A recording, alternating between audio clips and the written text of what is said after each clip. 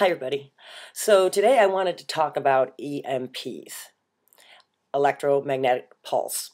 Okay, there's two threats to us as Americans and the world in general from EMPs. One way EMPs can hit is from the sun. Solar flare can come and it can hit and it can cause this electromagnetic pulse and it will out everything electrical.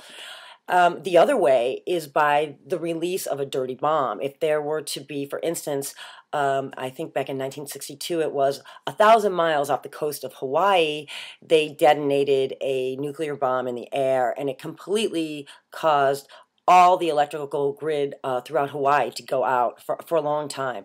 So this is the big threat of EMPs, is that it has the ability to knock out our complete electrical grid. Okay, that doesn't sound so hellacious until you realize that we run everything on this grid. So not only will there be no electricity, there will be no running water, there will be no heat. No cars, no modern cars will work at all. Now, older cars may work if again, gas won't be available because gas will stop coming because there will not be vehicles to bring the gas. Okay, so the world as we know it would go back in time, to 1800s almost. Now, solar scientists have been warning our government. You can look back, I'll post some, about the threat of massive solar flares and the ability to produce one of these EMPs that would affect the entire country and maybe planet, and that we need to fortify our grids in case this would happen. So now let's talk about that, because they have not done that. Also, one of the biggest threats we keep getting is that, a dirty bomb, which is a nuclear bomb that goes off in, above us instead of on the ground, would cause an EMP. So why aren't we fortifying the grids? So this is where we have to segue over to look at Agenda 21, depopulation.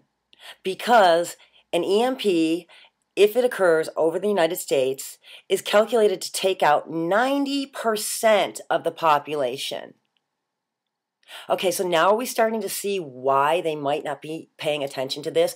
So let's also look at a startling statistic that our government employees spend over $225 million a year on coffee.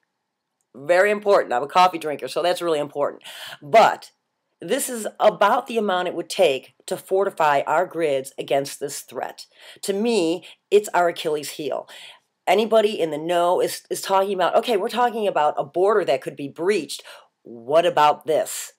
This is a real threat and would take out 90% of our population.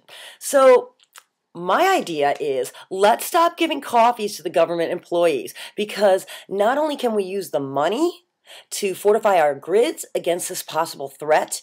Again, this is something that was brought up in the Mayan calendar too, that a solar event toward the end of the calendar would be coming up.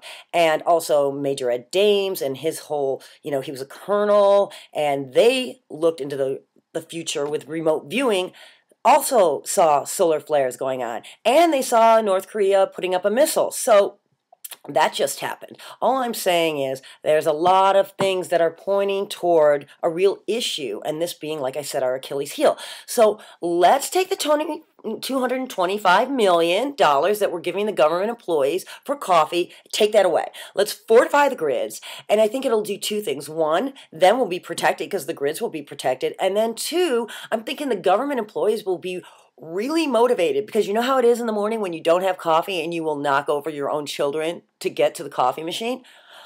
Maybe our government employees need some motivating force like no coffee. Anyway, I would love your comments as always, and everybody have a wonderful week.